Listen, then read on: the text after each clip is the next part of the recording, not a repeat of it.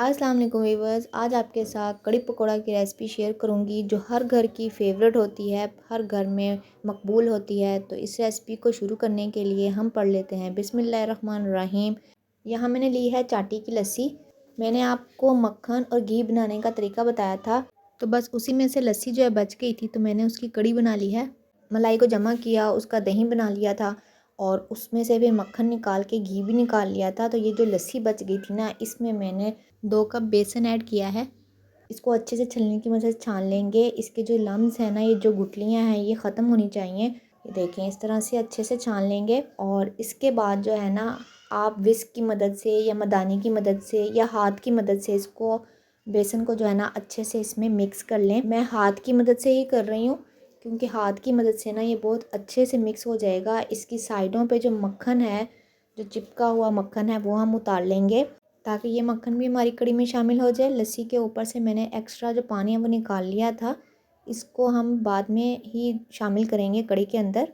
अब दूसरे पतीले में ऑयल डाल देंगे 1.5 कप। मैं तकरीबन 2 लीटर लस्सी की कड़ी बना रही हूँ।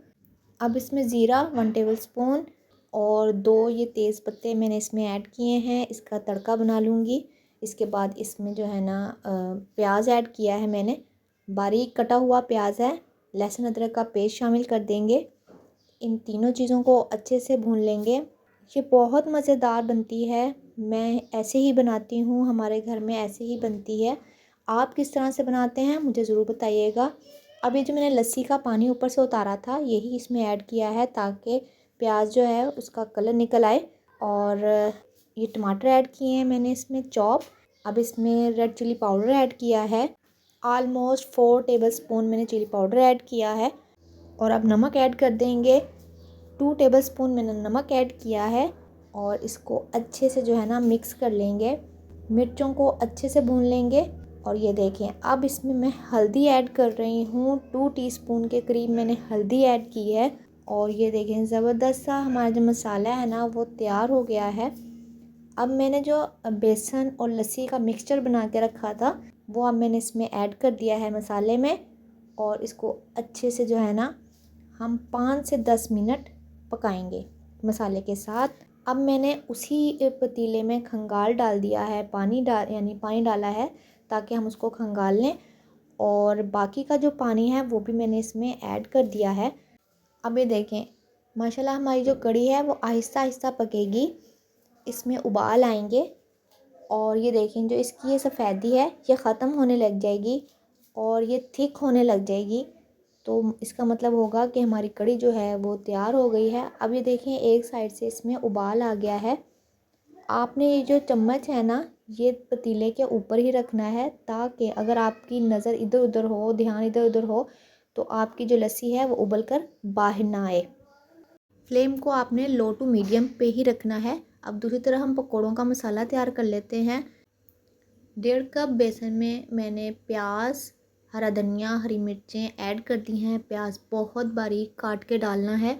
और ये जो आलू हैं ये भी बहुत बारीक क्रश कर लिए हैं मैंने, क्योंकि पकौड़ा जितना सॉफ्ट होगा अंदर से, उतना ही वो अपने अंदर कड़ी को अब्जॉर्ब करेगा और पकौड़ा भी जूसी बनेगा, क्रीमी बनेगा। तो अब इसमें नमक और मिर्चें मैंने ऐड कर दी हैं। बेकिंग सोडा चुटकी भर डाला है और इसको अच्छे से सब चीज़ों को मिक्स कर लेंगे।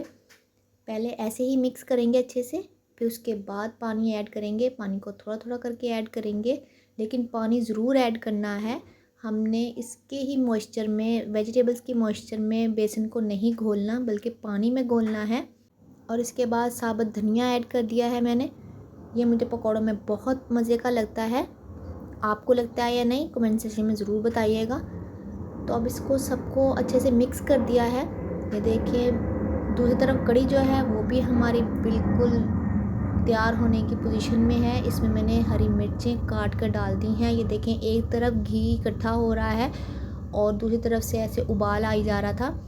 तो इसको अब अच्छे से फिर से मिक्स कर लेंगे, हिला लेंगे। फिर से देखें आप, इसमें दोबारा से साइडों पे घी जमा हो रहा है, ऑयल जमा हो रहा है और सेंटर जो है इसका बबल्स बन रहे हैं। तो इसका मतलब है कि कड़ी जो है वो हमारी पकने की पोजीशन में आ रही है। तो इसकी साइडों को इस तरह से साफ़ करते हुए फिर से हिला लेंगे। कढ़ी और साग तो ऐसी चीज़ें हैं, ये झटपट नहीं बन सकती, इनको टाइम चाहिए होता है। तो अब एक तरफ कढ़ी पक रही है और दूसरी तरफ मैंने कढ़ाई रख दी है। कढ़ाई में ऑयल डालकर गरम कर लिया है तेल को, और इसमें मैंने हाथ की मदद से ही पकोड़े ऐड किए हैं, क्योंकि हाथ की मदद से जो है ना, जब भी हम ऐड करते हैं ना ऑयल में, तो पकोड़े बहुत सॉफ्ट और क्रिस्पी बनते हैं। तो ये देखें, इस तरह से ये फ्राई होते जा रहे हैं। हमने इसको इतनी तेज़ आंच पे नहीं फ्राई करना कि ये ऊपर से जल जाएं और अंदर से पके नहीं, और इतनी लो फ्लेम पे भी नहीं करना कि ये जो है ना अपने अंदर ऑयल को एब्जॉर्ब कर लें। अब देखें, दूसरी तरफ साथ साथ कढ़ी पक रही है और साथ साथ इधर मैं पकोड़े फ्राई कर रही हूँ, और साथ साथ कढ़ी के नीचे भी थोड़ी सी फ्लेम ऑन है। और इसी तरह मैंने ये देखें, अब मैंने कढ़ी उतार ली है क्योंकि 5 से 10 मिनट ये मज़ीद पक चुकी है। अब सारे पकोड़े ऐड करने के बाद मैंने थोड़ी देर और पकाना है इसको तड़का लगाने के बाद, ताकि उसका ऑयल और उसका जो टेस्ट है वो कलर है वो और इन्हेंस हो जाए। तो तड़के में मैंने पकोड़ों वाले ही तेल में ज़ीरा ऐड किया है, चिली फ्लेक्स ऐड की हैं, और इसका मैं तड़का बना के इसमें मैंने डाल दिया है। ये देखें, ज़बरदस्त ये हमारी जो कढ़ी है ना वो तैयार हो गई है। इसे 5 से 10 मिनट मैंने और चूल्हे पे रख कर लो फ्लेम पे पकाया है, यानी गर्म किया है। ज़बरदस्त हमारी कढ़ी तैयार हो चुकी है। पराठे के साथ, गर्मा गर्म चपाती के साथ, आप बॉयल राइस के साथ इसको सर्व करें।